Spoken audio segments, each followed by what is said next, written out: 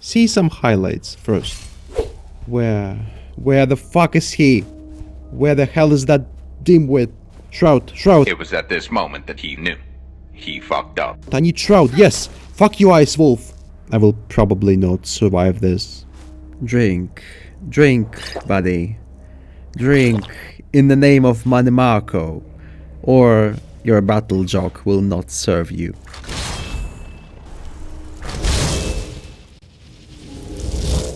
Today, we continue the modded Permadeath roleplay story of the Boundweaver, a former Breton serf who escaped his Nordic oppressors, became an alchemist and a student in the College of Winterhold. You may want to watch the previous video about the Boundweaver's life first. Rejoice, my dear viewers! After many sleepless nights of tracking the Boundweaver in the thousands of astral planes, I managed to track him down. One person in Winterhold saw the Boundweaver entering the Jarl's longhouse. But why? We know well that the Boundweaver hated the Skyrim's elites. I dispatched my extroverted personal associate to bribe the steward to the Jarl of Winterhold and to interview the locals, while I, the videolog, remained in the dungeon trying to locate the arcane traces that the Boundweaver left. There are many things I can do, but interviewing your Nord next door is not one of them.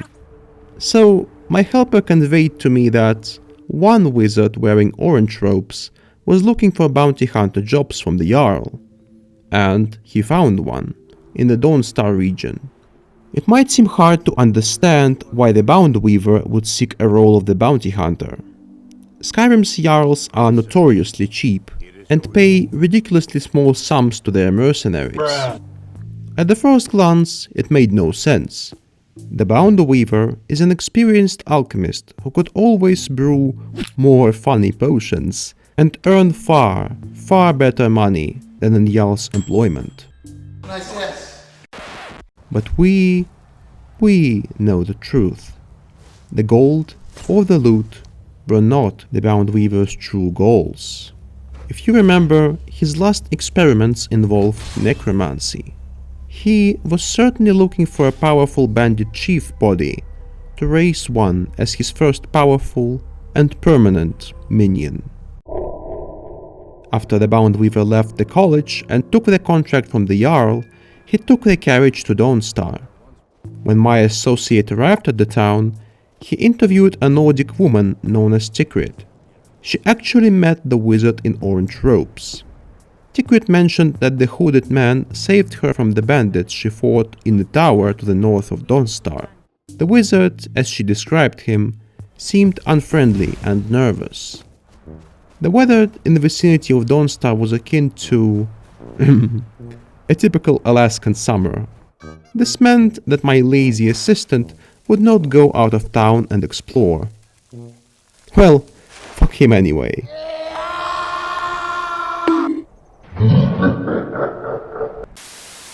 On my own, I've managed to discover the signs of prolific magic use in the cold forests of the Pale, so I could start tracking the Boundweaver on my own. The Boundweaver actively used the spell of the ghost form to make him invulnerable to enemy attacks for a short span of time. It was clear that he was very afraid of sudden attacks from the wildlife and bandits, and always wanted to have the option to run away under the protection of his spell.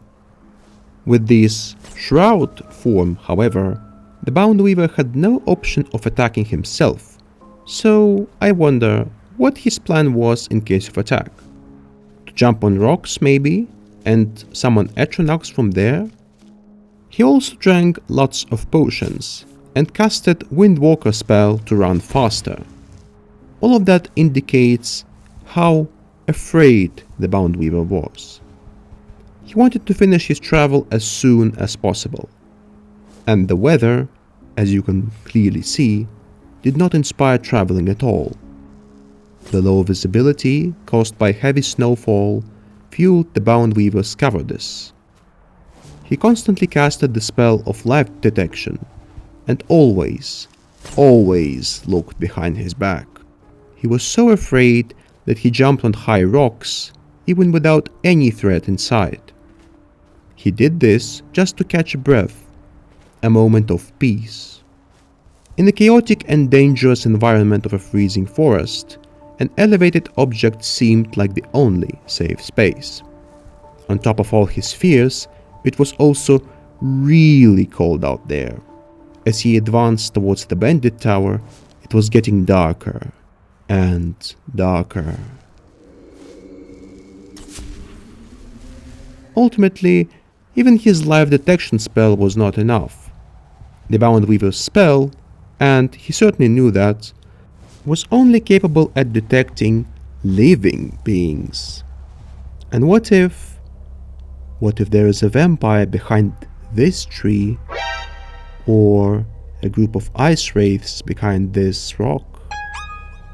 The Boundweaver had no idea what to expect. His ghost form remained his only, and I mean only, hope for safety. One could say, though, that the cowardice is the engine of planning, and planning is the key to success. The Boundweaver was so prepared that he even brewed some potions of invisibility, which he had close at all times. His idea was simple. Even if he runs out of magical energy, he would always have a trusty flask of invisibility potion with him. Despite everything, thanks to his planning, the Boundweaver made it to the tower. This place is known as the Snow Point Beacon. His doubts became so strong that I can actually read the traces of his emotions here. I have no idea what to expect. How difficult will it be to fight here? You know, I will drink all empowering potions to strengthen myself in every way I can. Otherwise, I will probably not survive this. As we know, the Boundweaver was not a very experienced battle mage. And here, the Boundweaver tried to act with cunning. Again.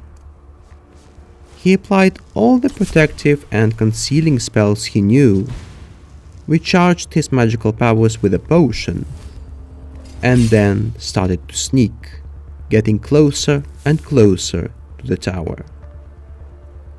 With his live detection spell, he spotted two things.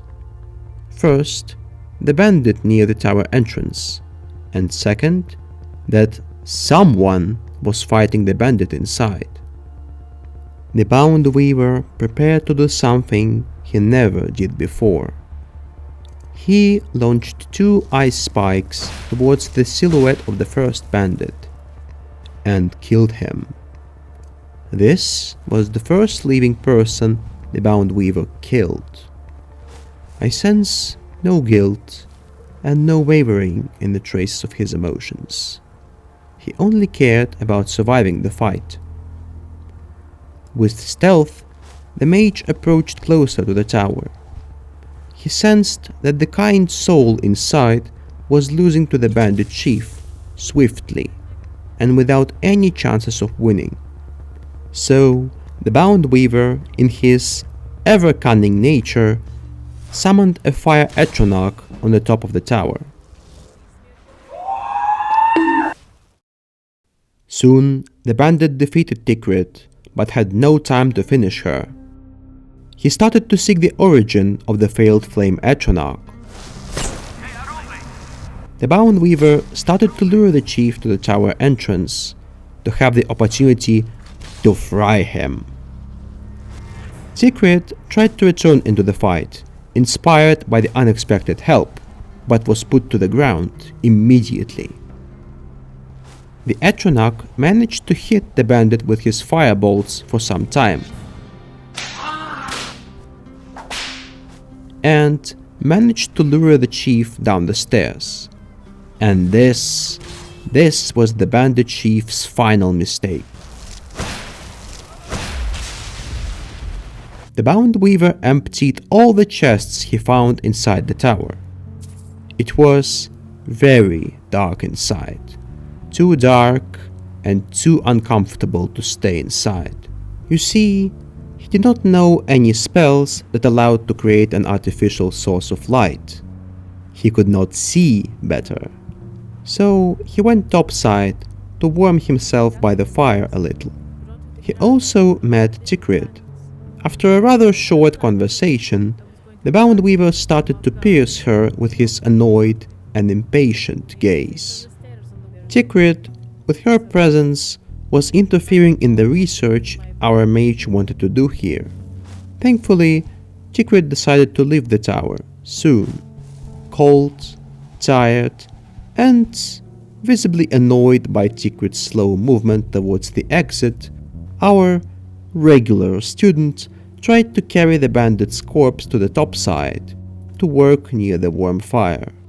For the untrained arms of the geeky nerd, the muscular and armed dead bandit was too heavy. So he had to work here, right on the stair, providing some light with his conjuration spells. The regular casting of the Revenant spell was not enough to raise a servant of such strength. The only way the Boundweaver could raise him, at his level of skill and arcane knowledge, was through combining an immense amount of magical energy into one strong dual cast. However, the Boundweaver was not yet strong enough to perform a cast like this on his own. Since he had potions for every imaginable life situation, he also prepared a potion that increased his magical power for a time. The Boundweaver drank the potion, and, thanks to this, was able to collect just enough power to cast a Revenant raising spell. This was the Boundweaver's triumph. For the first time in his life, he had a strong, ironclad warrior serving him, without doubts or any ambitions of his own. It was an effective tool of riskless combat for the Boundweaver. This tool had no will of his own. For our young mage, it was the first real step towards greater power, beyond one of regular students of the college. After his great victory in the Snowpoint Beacon, the Boundweaver surely decided to move east, to the ruins of Alftand.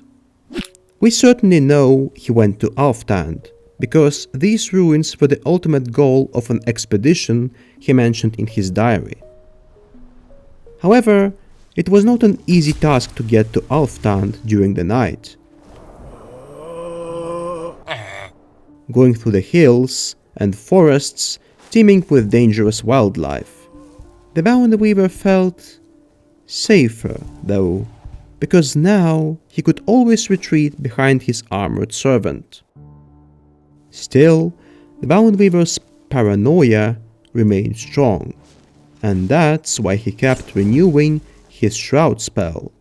You know, just in case a bear jumps on him from the darkness. As always, the Boundweaver was very cautious. He always scanned the land with his detection spell, using it not only to detect enemies, but also to improve his vision in the night. Once, he even used his magic to get into the mind of the animal to make sure this animal is a deer and not a predator. The long and creepy road was ahead of him and his servant. Soon, my dear viewers, you will see what happens when you try to put your trust into mindless servants who are incapable of any autonomy. Yes, follow me, good boy. Where the fuck is he? Where the hell is that dimwit? There he is. There was another problem with the Boundweaver's servant. As you know, our young necromancer had no natural power to perform a dual cast of his Revenant spell without drinking a potion. Since the Boundweaver was only an adept level conjuration mage, it was only possible to maintain the servant for 600 seconds. After that, he needed to recast his Revenant spell. So, the Boundweaver needed to drink a Fortify Magica potion each time he wanted to reanimate his servant. What would happen if he ran out of potions, you might ask? The Boundweaver had some bottles of wine in his inventory. These bottles of wine increased Magica and decreased stamina. So, thanks to this wine, the Boundweaver could cast spells he otherwise was unable to cast. Just imagine the Boundweaver attending a rehab meeting for alcoholics. So, I became an alcoholic because I had a very bad breakup. And what can you say? I started drinking because I've lost my good job and now have to haul boxes for a living. And what about you, mysterious hooded man? I started heavy drinking to reanimate dead people. Drink, buddy. Drink in the name of Money Marco, or your battle jock will not serve you. Thanks to potions and wine, the Boundweaver was able to reanimate his servant. However, this stupid revenant was still unable to move around the rocks well. Once, after moving in the night for quite some time, the Boundweaver turned around to check up on his servant, and the revenant was nowhere to be found. Well, fuck. I've lost my blasted, stupid revenant. I will never again, ever move in the night without Night Eye spell. Now it even makes no sense to go to fucking Elftant. I need to retreat to Dawnstar now, take a new bounty, and find a new bandit chief to use as a servant. And next time I shall not lose him. Going back, however, was not an easy task. It was still very dark, and the dangers of the wilds were still out there. He spotted an ice wolf. After analyzing the animal with his mind-reading spell, he decided to attack. Since he tried to aim in the night, he missed some of his firebolts, and soon the animal was attacking him. No, he's going towards me. I'm using Shroud and running towards the hills.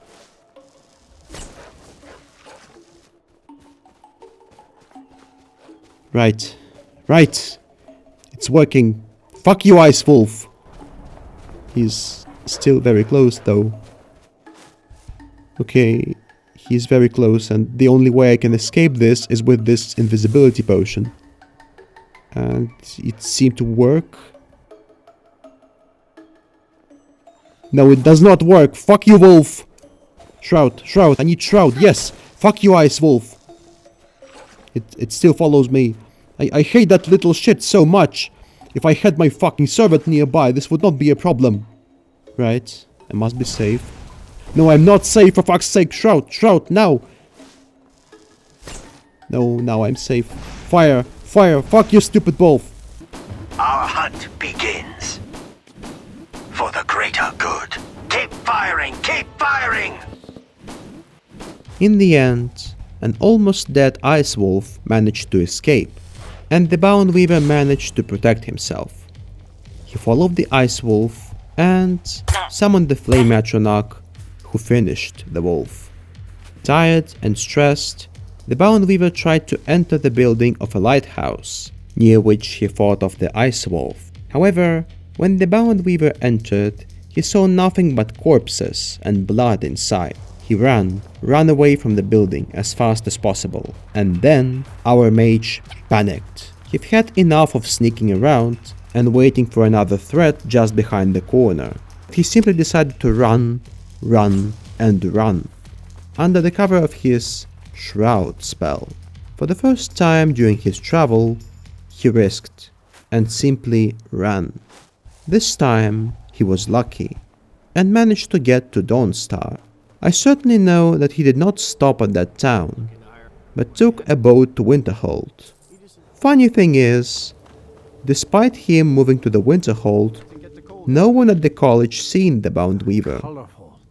This means that he spent the night at the Winterhold's inn, and then left to the Jarl's Hall to receive his reward for killing the bandit chief. One might wonder though, why did the Boundweaver not enter the college, his home?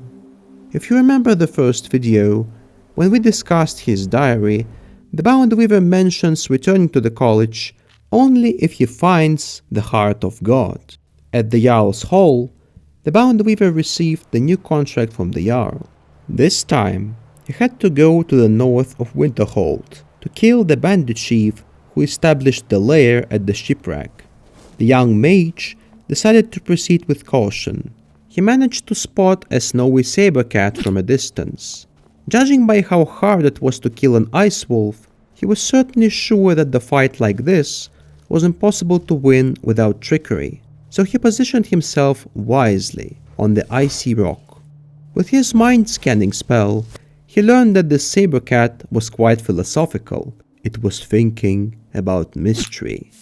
Acquiring targets. The Boundweaver was going to present the saber cat with the mystery of his own. The $1 million philosophical question. Where do all these firebolts come from? The Boundweaver rejoiced.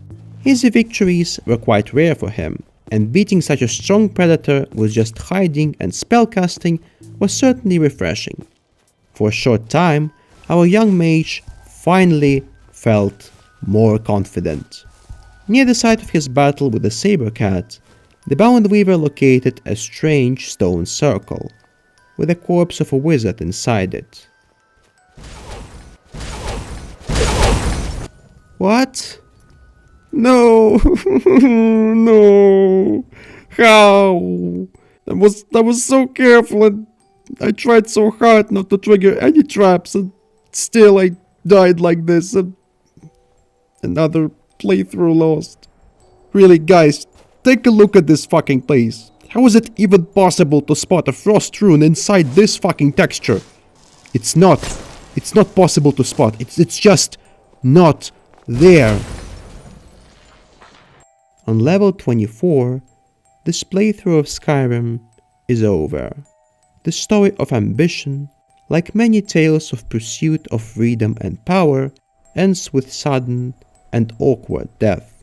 But this, my dear viewers, is not the end of Skyrim on this channel. I already have many roleplay ideas to offer you. There are far more stories to be told, other than the story of the Boundweaver.